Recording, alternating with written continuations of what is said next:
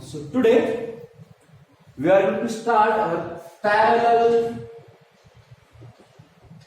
axis theorem.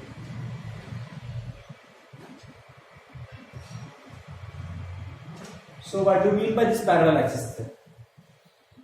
So yesterday I told you, if this is your body, okay, and it is your center of the body. Now, if your body is rotating, if your body is rotating along the center, or you can say that if the axis of rotation is passing through the center, then if the moment, if you calculate the moment of inertia along this axis, let us say it is IC. IC, moment of inertia. When axis of rotation is passing through the center. But at the same time, if I want to rotate the body along this axis, like this, for example, this is our book. Actually, yesterday I told you, this is the center. If I am rotating the body from the center, its moment of inertia will be IC. But if I want to rotate the body from this point, it is not the center, it is another point. And if I want to rotate the book like this, then what will be the moment of inertia along the axis which is passing through this point? Now it is your center, and the moment of inertia through this axis is IC. Now I am rotating it like this. Now I take another point O over here. And this is point C. Let the distance between these 2 points be h. पहिले काय झालं होतं, moment of inertia या axis through गेला होता, बॉडीशी rotate. आता काय होतंय, मोमेंट ऑफ आता ऍक्सिस ऑफ रोटेशन मी हा ठेवला आणि बॉडीला असं रोटेट केलं. तर मला जर काय या axis through moment of inertia माहिती आहे, तर या ऍक्सिस थ्रू पण moment of inertia me calculate करू शकतो by using parallel axis theorem. Now you can observe this axis and this axis are parallel to each other, okay, like this. Now suppose this is my point O. Now I am rotating the body with respect to this axis like this. So the moment of inertia when the axis of rotation is passing through point O will be I O. The perpendicular distance between them, what I said, not mere distance, I said perpendicular distance.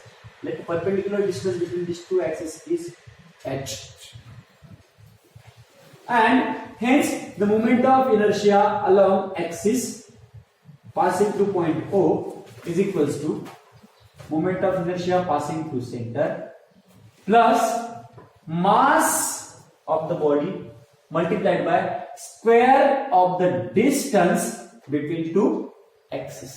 Now we will go for its proof. Okay. For the sake, let us assume the body is like this. Okay. Now I place the body like this. It is my center. It is this axis. It is the axis passing through O. Now I am considering another point D. I am considering a point D with mass. Now I am considering the small element at D. So if the total mass of this book is M, then the mass of the small element will be D M. Okay, D M. So if I place my book like this, it will look like this. It is my point D. Okay. Now आता इकडे बघा, हा point आहे माझा D. Distance आहे h. आता काय करतो बघा, हा पॉइंट आहे D, इथे आहे तुमचा स्मॉल एलिमेंट D M. या पॉइंट D पासून समजा O चं डिस्टन्स आहे OD. ओके, आणि हा जो आहे असा वर नाहीये, हा त्या प्लेन मध्ये आहे लाईक दिस. हा तुमचा प्लेन, हा प्लेन मध्ये आहे. हे डिस्टन्स आहे तुमचं OD. आता काय करेल, या D ला इकडनं मी एक्सटेंड प्रोड्यूस करतो परपेंडिक्युलरली डाऊनवर्ड, आणि या C ला प्रोड्यूस करतो लाईक दिस. हा एकाच प्लेनवर सगळे बघून घ्या, पण इथं डायग्राम काढताना इमेजिन करा की हा प्लेन असा आहे. This is IC, this is IO. याला प्रोड्यूस केलं, या डायरेक्शन याला प्रोड्यूस केलं, या डायरेक्शन हा पॉईंट तुमचा सी आहे आणि प्रोड्यूस केलं ते ज्या पॉईंटला भेटतात त्या पॉईंटला नाव दिलं मी समजा एन. काय नाव दिलं? एन. नाव हे जे डिस्टन्स आहे, डिस्टन्स किती तुमचं डी सी. पण बघा हा सेंटर, हा distance D C. The moment of inertia of point D along the axis passing through the center किती होणार? Moment of inertia of mass dm along IC किती होणार? IC is equals to आपल्याला माहिती आहे किती होणार? समजा हा मास आहे, समजा आपण DIC करू. स्मॉल एलिमेंट आहे ना, स्मॉल एलिमेंट साठी moment of inertia small. DIC is equal to किती होणार? Integration of dm into distance किती आहे? DC ना, passing through the centre distance किती आहे? DC. OD passing through point O, passing through centre DC into DC square. DC square त्याला थोड्या वेळासाठी असंच राहतो. नाही, हा झाला फक्त डीएम इंटू सी स्क्वेअर, हा झाला DM into C square. Total साठी जर का काढायचं तर टोटल साठी काढायचं तर काय करू आपण? इंटिग्रेट. आणि हा काय झाला? अलॉंग सेंटर सी, म्हणजे moment of inertia along IC is equal to काय राहील? एम डीसी स्क्वेअर किंवा साला integration of DM into DC square. आता मला काढायचं मोमेंट ऑफ इनर्शिया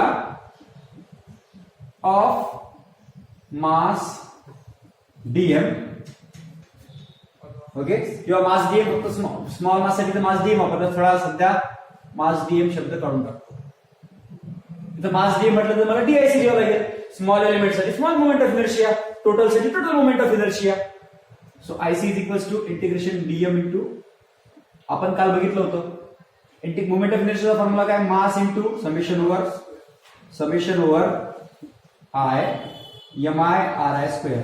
तुमचे मासेस जर का डिस्क्रीट असतील, डिस्क्रीट म्हणजे एक इथं तर आपण समेशन वापरतो. पण मासेस जर का कंटिन्यू असतील, कंटिन्यू म्हणजे एक इथं मासेस जर का कंटिन्यू असतील आपण काय वापरतो?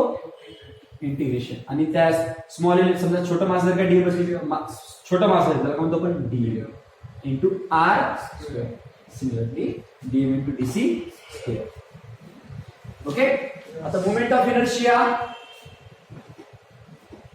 इथं हा होता आपला moment of inertia along axis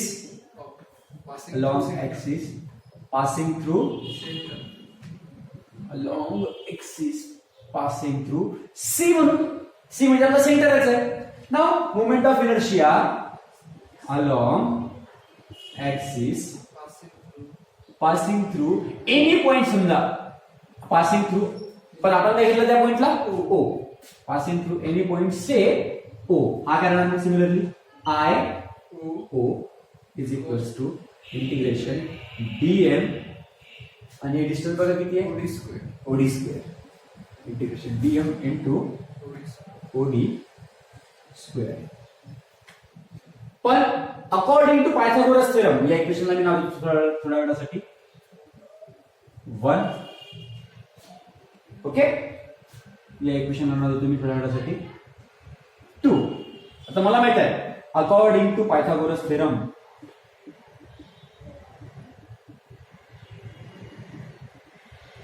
OD square, हा ट्रायंगल बघा. According to Pythagoras theorem in triangle DON,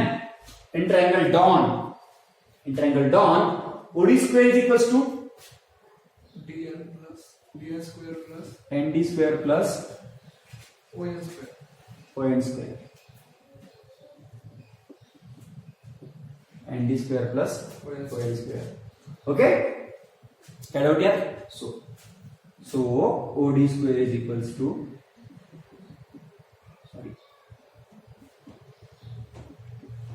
and D square plus हा जो ON है, ON इज इक्वल टू किती आहे? OC plus NC. So ON is equal to काय तुमचा? OC plus NC square so तुमचा जो ओडी स्क्वेअर आहे तो काय आहे N D square plus A plus B whole square काय होतो A square plus B square plus twice OC OC है ना हाँ OC N C okay so हा फॉर्म्युला टाकला यात कशात यामध्ये तर काय होईल एवढं होईल बघू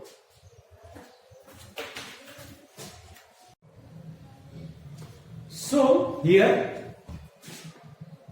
OD square is equals to आता इकडे बघा हा डी एन स्क्वेअर हा सी एन स्क्वेअर या ट्रायंगल जर का आपण पाहिलं पायथागोरस थेरम वापरला तर D N square plus N C square is equals to काय बनते D C square so N D N square plus N C square is equals to काय बनते डी सी स्क्वेअर त्याला लिहितो is equals to D C square plus NC स्क्वेअरला तसं NC स्क्वेअरला हा OC square पण OC म्हणजे काय आहे H plus H square plus NC स्क्वेअरला थोड्या वेळासाठी जसा तसा ठेवतो इंटू ट्वाइस ओसी म्हणजे काय आहे एच आणि एनसी ला जसाचा तसा ठेवतो पण तुम्ही बरोबर जर का ऑब्झर्व केलं तर सी काय आहे आपला centre of mass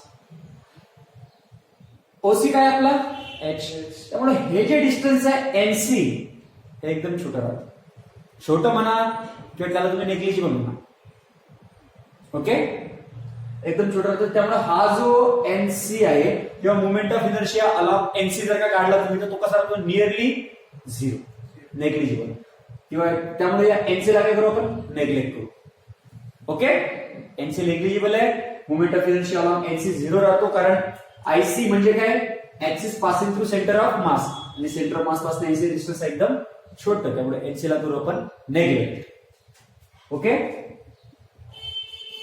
neglect NC NC ला जर का नेग्लेक्ट केलं तुमच्याकडे काय उरलं OD square is equals to DC square plus H square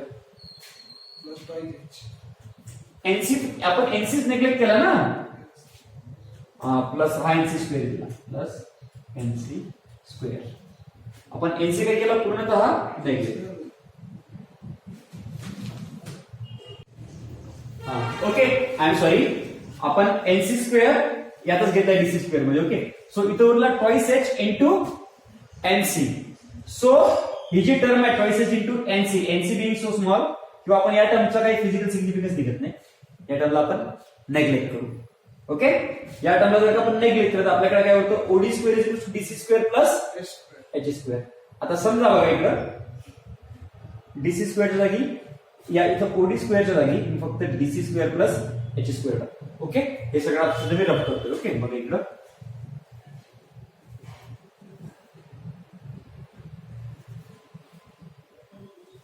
ठीक आहे समजलं तुम्हाला ओसी स्क्वेअर च्या जागी तुम्ही DC square plus H square so I through O is equals to integration over DM DC square plus H square so I O is equals to integration DC square DM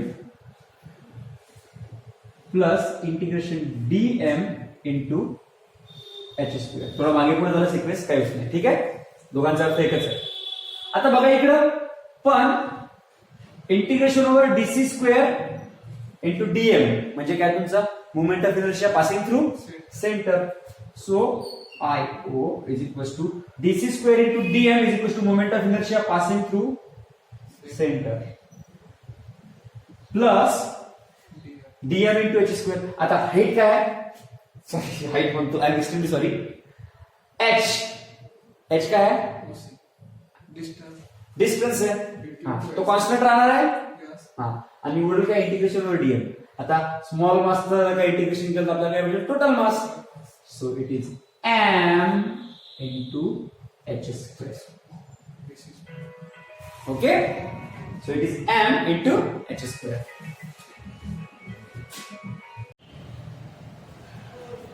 So IO is equals to IC plus mh square. Statement बघा इकडं, movement of inertia about any point is equals to the movement of inertia parallel to the given point and passing through the center plus mass of the body multiplied by square of the perpendicular distance between two axes. Once again, movement of inertia about any axis is equals to the movement of inertia along the axis parallel to the given axis and passing through the center of mass plus mass of the body multiplied by square of the distance between two axes. Okay? Yes. Next, we will see perpendicular axis theorem.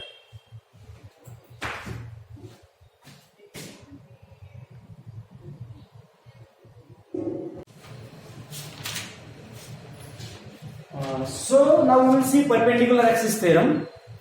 So let us consider a body like this. Let us consider a point P.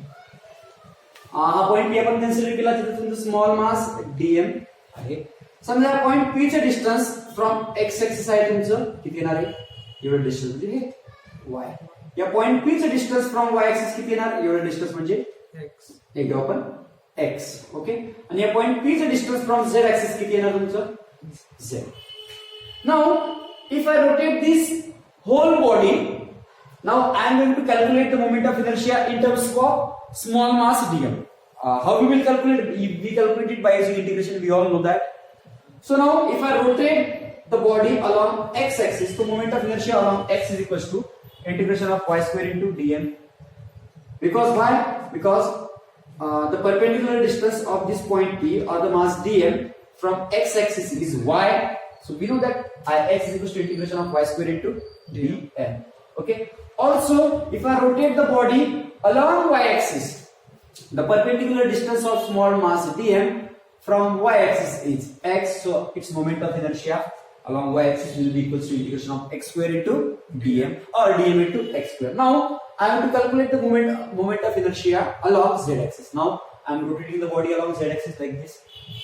The mass dm is also rotating like this, but the distance of this mass dm or point P from z-axis is z. But if you observe here, this is x, this is y, so z square will be equals to x square plus y square. So I am just putting it into here. I will get iz is equals to x square plus y square into dm. Now on splitting, it becomes iz is equals to dm into x square plus integration of dm into y square. But I know that integration of dm into x square is moment of inertia along y, and integration of dm into y square is moment of inertia along x. So moment of inertia along any axis perpendicular, which is perpendicular to other two axes which are also perpendicular to each other, is given by iz is equals to ix plus iy. Or in simple ways we can define it like this: the moment of inertia along any axis perpendicular to other two axes is equals to iz is equals to, which is equals to like this. Sorry, iz is equals to ix plus iy. Thank you. Now we will see angular momentum or moment of linear momentum. So what do you mean by this? जेव्हा आपण ज्यावेळेस आपण moment of any physical quantity काढतो, moment of any physical quantity, तर सरळ moment of any physical quantity म्हणजे काय, R bar cross that physical quantity.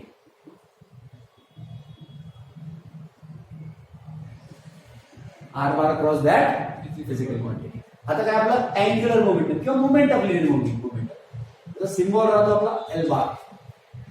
Okay, आणि याला आपण रिप्रेझेंट करतो L bar is equals to angular momentum is nothing but moment of linear momentum is known as angular momentum. So L bar is equals to R bar cross P bar. आता म्हणतात sir हा R bar cross P bar कसा, for example ही आपली body आहे. Okay, आणि तुमचा एखादा point आहे, समजा हा पॉइंट आहे तुमचा पी, हा तुमचा axis of rotation.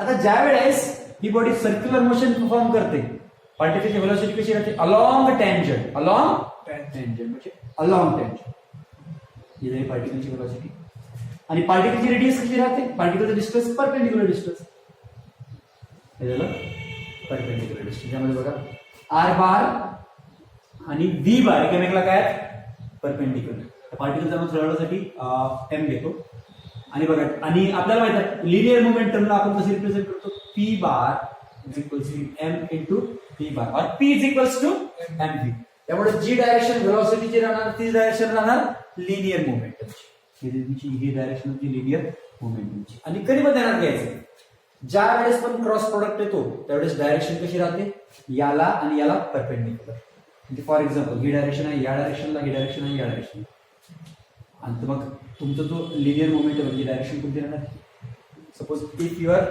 Direction of V bar if your direction of R bar if your this is direction of your V bar this is direction of your R bar this will be the direction of your V bar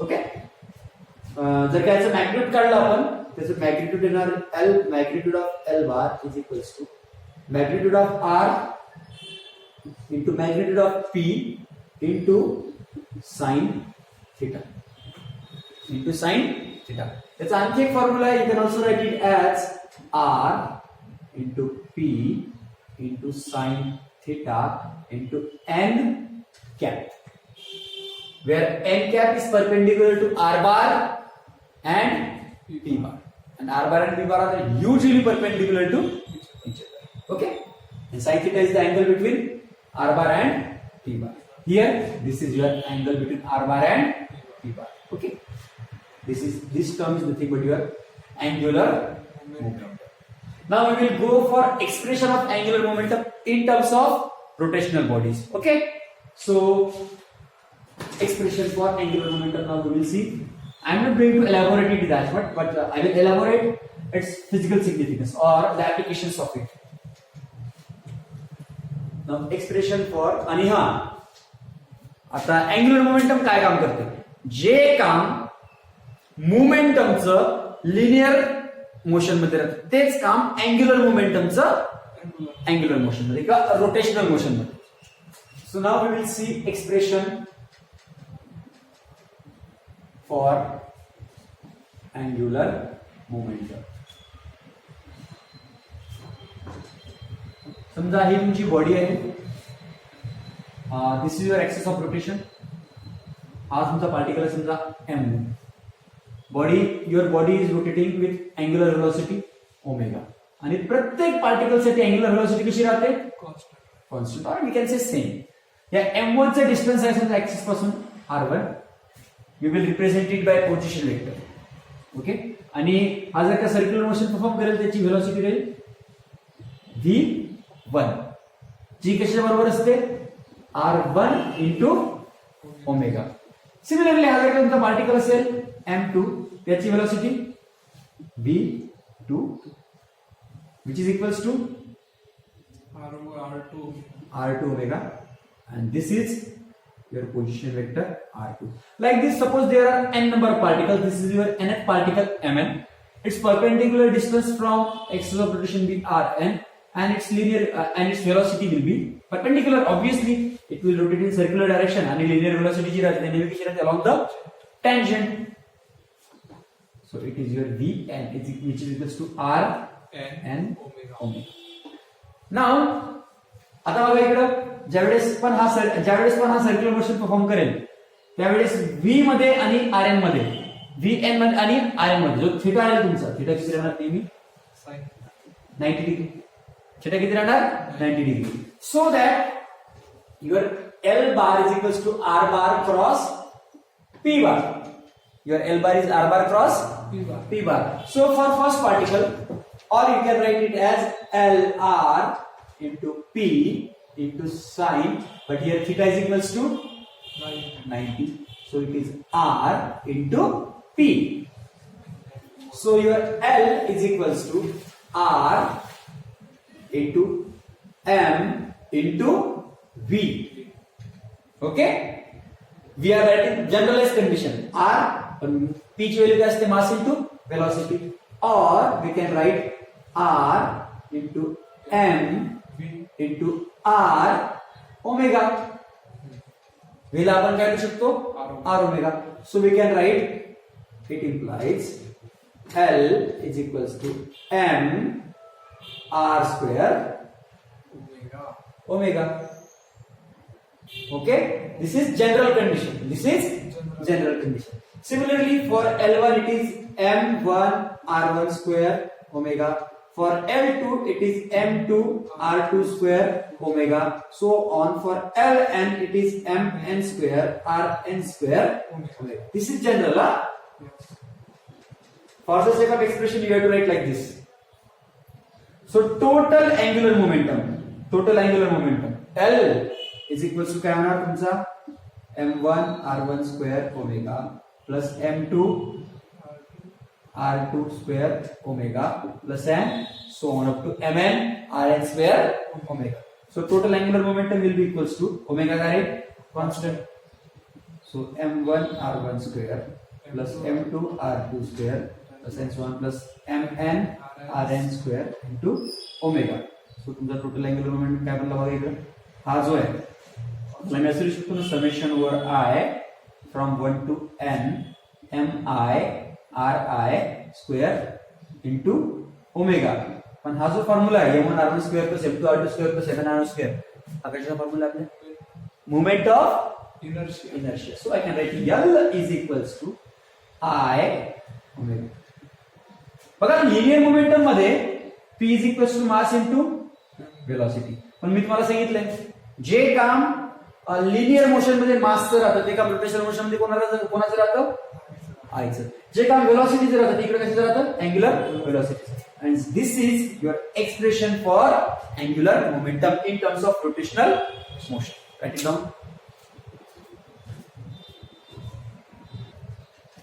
Now we will see torque and expression for torque in terms of moment of inertia.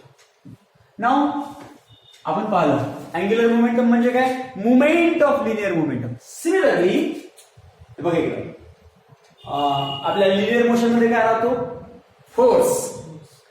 एखाद्या ऑब्जेक्टला जर का rest मधून motion मध्ये आणायचं किंवा साध्या भाषेत एखाद्या ऑब्जेक्टचं जर काय स्टेट बदलायचं तर आपण काय लावतो फोर्स लावतो. सिमिलरली एखाद्या ऑब्जेक्टला रेस्ट मधून जर काय मोशन मध्ये आणायचं किंवा कोणत्या मोशन मध्ये रोटेशनल तर आपण त्याच्यावर काय अप्लाय करतो टॉर्क. इकडं लिनियर मोमेंटम इकडं अँग्युलर मोमेंटम. अँग्युलर मोमेंटम म्हणजे काय movement of linear momentum.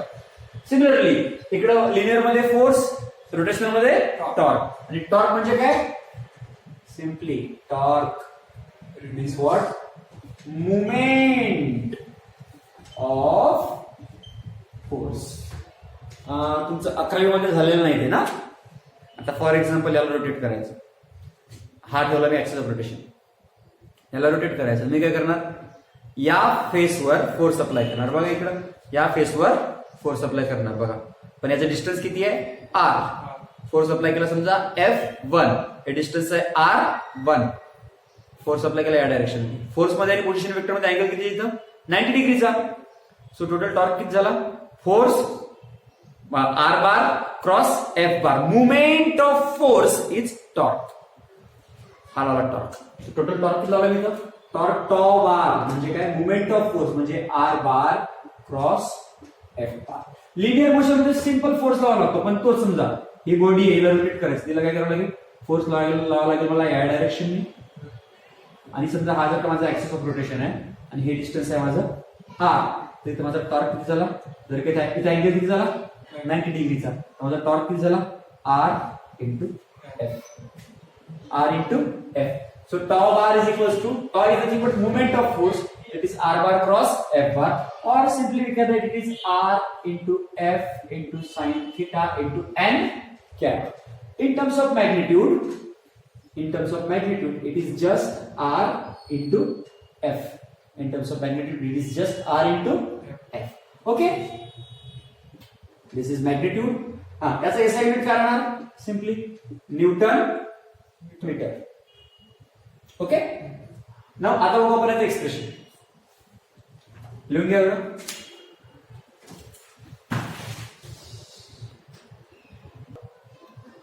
Now we will see expression for torque in terms of moment of inertia. Now, okay, let us consider a body. Okay. Now, if I want to rotate this body, I have to apply some force, as I told you.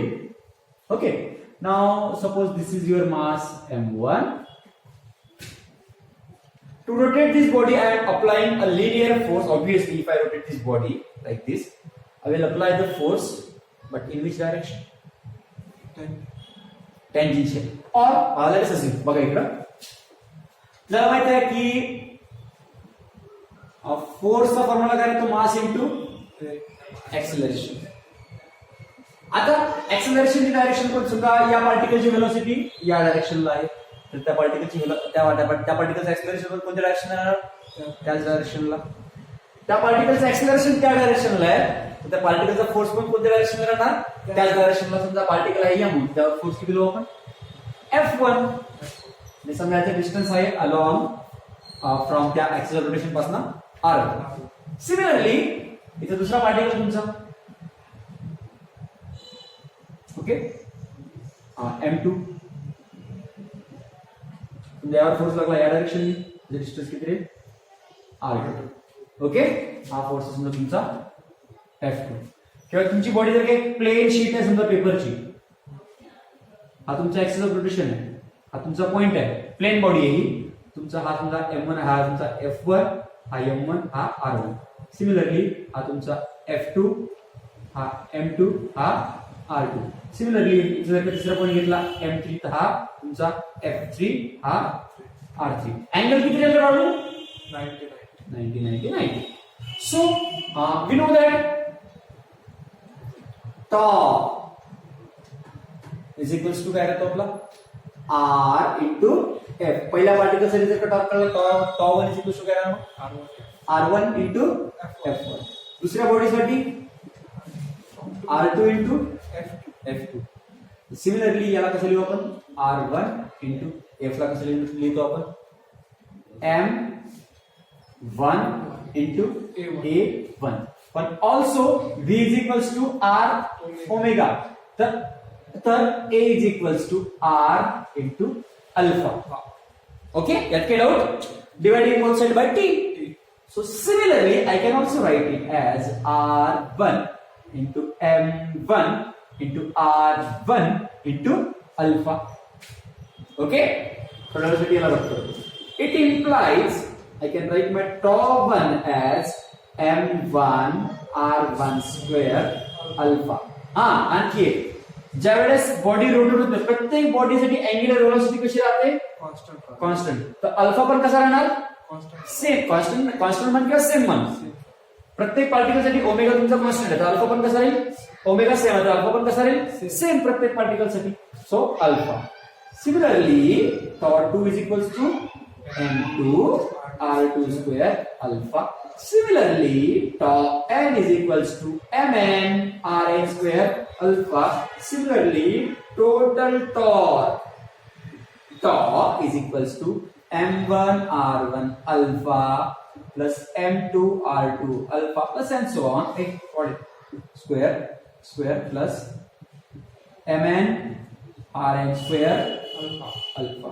Now, if we take alpha common, we can write it as m1 r1 square plus m2 r2 square plus and so on mn rn square alpha. Overall, I can write it as I alpha. So tau is equals to I alpha. See, we have F is equals to mass into acceleration, where in linear motion and in angular motion we should have the work of torque, the work of force is done by torque. आपल्याला माहित आहे फोर्सचं काम कोण करतं? Torque करतो rotation मध्ये. मासचं काम कोण करतं, मोमेंट ऑफ इनर्शिया करतं. एक्सेलरेशनचं काम कोण करतं, alpha. So tau is equals to I into alpha. जसा फॉर्म्युला लिनियर मध्ये आहे तसाच फॉर्म्युला रोटेशनल मोशन मध्ये. Okay, so this is your expression for tau in terms of moment of inertia. Write it down. Angular momentum. But before that, we will see consumption of linear momentum. Then only you can understand this. Okay. So let us assume this body. Okay. So now, if you apply some force on this body, its momentum will change. Okay. Now, if external force acting on this body is 0. बघा, समजा हा particle आहे, याची velocity सध्या 0 आहे. याची velocity 0 आहे म्हणजे मोमेंटम पण आता 0. पार्टिक्युलर फोर्स काहीच नाही लागला तर मोमेंटम काय जेवढंच तेवढंच राहील. किंवा समजा ही पार्टिकल आहे, ज्याचं मास आहे 1 किलोचं, व्हेलॉसिटी आहे 1 मीटर पर सेकंड, तर मोमेंटम किती झालं 1 किलोग्रॅम मीटर पर सेकंड किंवा व्हॉट एव्हर 1. पण समजा याच्यावर मी जो फोर्स लावला तो 0 आहे किंवा याच्यावर फोर्सच नाही लावला, त्याचं मोमेंटम बदलेल का, कसं काय, फोर्सच नाही लावला, फोर्स लावलाच नाही, त्याची व्हेलॉसिटी जेवढी आहे, समजा या पार्टिकलची व्हेलॉसिटी आहे 1 मीटर पर सेकंडनी हा पार्टिकल समोर चालला, तर पार्टिकलचं मोमेंटम काय असते, मास इंटू व्हेलॉसिटी. आता पार्टिकलवर फोर्स 0 आहे तर पार्टिकलची व्हेलॉसिटी बदलणार का, नाही. पार्टिकलची व्हेलॉसिटीच बदलणार नाही तर पार्टिकलचं मोमेंटम बदलणार का, नाही. सांगायचं तात्पर्य काय, इफ जर का एक्सटर्नल फोर्स एखाद्या बॉडीवर किती असेल 0, एखाद्या बॉडीवर एक्सटर्नल फोर्स असेल 0, तर त्या बॉडीचं मोमेंटम बदलेल का, नाही. त्या बॉडीचं मोमेंटम काय राहणार, 0, कॉन्स्टंट. सिमिलरली रोटेशनल मध्ये फोर्सचं काम कोण करतं, टॉर्क. फोर्सचं काम कोण करतं, टॉर्क. लिनियर मोमेंटमचं काम कोण करतं, अँग्युलर मोमेंटम. मग तेच एखाद्या बॉडीवर जर का एक्सटर्नल टॉर्क किंवा अप्लाइड टॉर्क 0 असेल, एखाद्या बॉडीवर अप्लाइड टॉर्क 0 असेल तर त्या बॉडीचं अँग्युलर मोमेंटम बदलेल का, नाही. एखाद्या बॉडीवर जर का एक्सटर्नल टॉर्क 0 आहे तर त्या बॉडीचं अँग्युलर मोमेंटम पण किती राहणार, मग 0 नाही. इनिशियली जर का 0 असेल तर फायनली 0, पण ती बॉडी समजा बी रोटेट होत आहे आणि माझ्या एक्सटर्नल फोर्स लागणारच नाही तर माझा अँग्युलर मोमेंटम कसं राहील, कॉन्स्टंट. सो एखाद्या बॉडीवर जर काय फोर्स 0 असला तर त्या बॉडीचं मोमेंट लिनियर मोमेंटम कसं राहतं, कॉन्स्टंट. फॉर एक्झाम्पल मी चालतो 1 मीटर पर सेकंड आणि माझ्यावर बाहेरून फोर्स लागणारच नाही, मी शेवटपर्यंत किती चालत राहील, त्याच स्पीडनं, त्याच मोमेंटमनं. मोमेंटम बदलतंय का, नाही. म्हणजे एखाद्या बॉडीवर जर का फोर्स 0 असेल तर मोमेंटम कॉन्स्टंट. सिमिलरली टॉर्क 0 असेल तर कोणतं momentum, angular momentum. Linear force साठी लिनियर मोमेंटम, टॉर्क साठी अँग्युलर मोमेंटम. बरोबर आहे, पॉज करता.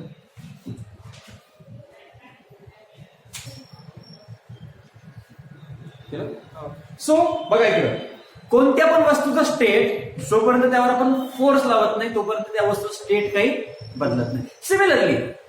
सिमिलरली अँग्युलर मध्ये कोणत्या पण वस्तूची स्टेट किंवा कोणती स्टेट, अँग्युलर मध्ये स्टेट कोणती राहणार, रोटेशनल मध्ये स्टेट कोणती राहणार, रोटेशनची. कोणत्या पण वस्तूची रोटेशनल मोशनची स्टेट जोपर्यंत आपण एक्सटर्नल टॉर्क लावत नाही किंवा एक्सटर्नल टॉर्क 0 आहे तोपर्यंत त्याची स्टेट काही बदलत नाही. स्टेट म्हणजे काय, अँग्युलर मोमेंटम. बघा आपण अँग्युलर मोमेंटमला रिप्रेझेंट कसं करतो, L bar is equals to R bar cross P bar. आता काय करतो, मी याला डिफरन्शिएट करतो with respect to time. Differentiate with respect to time. So it becomes dl bar by dt is equals to r bar cross dp bar by dt plus dr bar by dt cross p bar. But I know that p is equals to mass into velocity. So I will write, so r bar cross m dv by dt, okay, plus dv by dt काय होणार, v bar cross m into v bar. एक गोष्ट ध्यानात घ्यायची, आता इकडं काय आलं, v bar cross v bar, पण याचा फॉर्म्युला काय असतो, v bar cross v bar चा. आता बघा v bar एखादा पार्टिकल आहे, त्या पार्टिकलची व्हेलॉसिटी या डायरेक्शनने v आहे. तर v क्रॉस v. पण जेव्हा आपण क्रॉस प्रोडक्ट येतो त्यावेळेस आपण काय वापरतो? Magnitude of v into magnitude of v into sine angle between them. यामध्ये आता सेम वेक्टर मध्ये साइन किती असतो? 0. सेम वेक्टर, वेलोसिटी याच डायरेक्शन, दुसरी वेलोसिटी याच डायरेक्शन, अँगल किती आहे? 0. So sine 0 is equals to किती होतो? 0. So v bar cross v bar is equals, it implies v bar cross v bar is equals to 0. So ही term काय होणार? 0. सो उरला काय? r bar cross m into a. उरला काय? r bar cross f bar.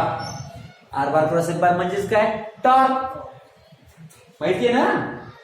So dl bar by dt is equals to, it implies dl bar by dt is equals to torque. बघा इकडे आपल्याला linear मध्ये काय असतं?